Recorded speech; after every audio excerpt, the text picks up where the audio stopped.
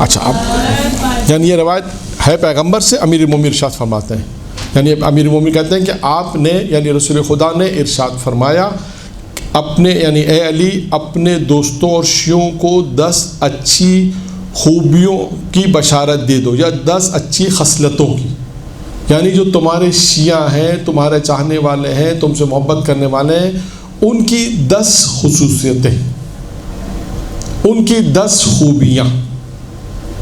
کون کہہ رہا ہے؟ پیغمبر کہہ رہے ہیں علی سے کہ علی تم اپنے چاہنے والوں کو، اپنے شیعوں کو جو تم سے محبت کرتے ہیں، یہ خوشخبری دے دو۔ تو علی علیہ السلام نے فرمایا، پھر علی علیہ السلام نے کہا مجھ سے پیغمبر نے نقل کیا، اب علی ارشاد فرماتے ہیں کیا کہا؟ پہلی چیز کہا کہ علی انہیں خوشخبری دے دو۔ کس چیز کی خوشخبری دے دو؟ ان کی ولادت کی پاکیزگی کی خوشخبری دے دو۔ نمبر 1 ولادت کی پاکیزگی، نمبر 2 حسن ایمان، ان کا ایمان اچھا ہوگا، ایمان اچھا ہوگا، یعنی اس کو اگر اور ہم تعبیرات میں کریں تو یہ اللہ اور رسول پر اور ولایت پہ جو ان کا ایمان ہوگا قوی ایمان ہوگا، اچھا ایمان ہوگا، حسن ایمان کی خوشخبری دے دو۔ پھر انہیں یہ بھی خوشخبری دو کہ اللہ ان سے محبت کرتا ہے، اللہ ان کو دوست رکھتا ہے، اللہ ان سے محبت کرتا ہے۔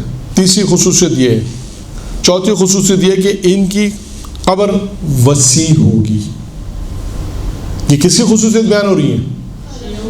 شیعوں کی، علی کے چاہنے والوں کی، علی سے محبت رکھنے والوں کی خصوصیت پیغمبر کی زبانی پیغمبر بیان کرتے ہیں، یعنی پیغمبر اسلام نے کہا علی انہیں ان 10 خصوصیت کی تم خوشخبری دے دو، بشارت دے دو۔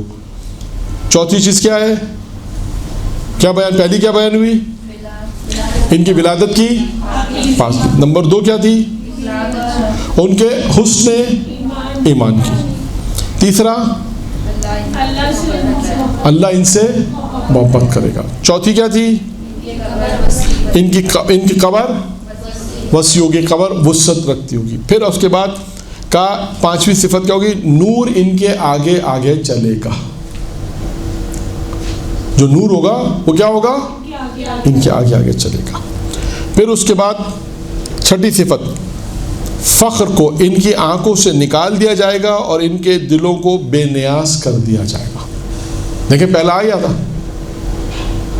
فخر اور ناداری کے لیے، ابھی آج ہی ہم نے پڑھا، یہاں پر بھی آیا ہے کہ فخر کو یعنی غربت کو ان کی آنکھوں سے، فخر کو ان کی آنکھوں سے نکال دے گا اور ان کے دلوں کو بے نیاز کر دے گا۔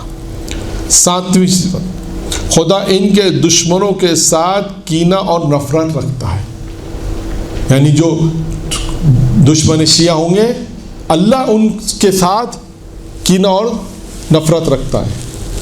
یہ ہو گئی 7۔ 8ویں خصوصیت کیا ہے؟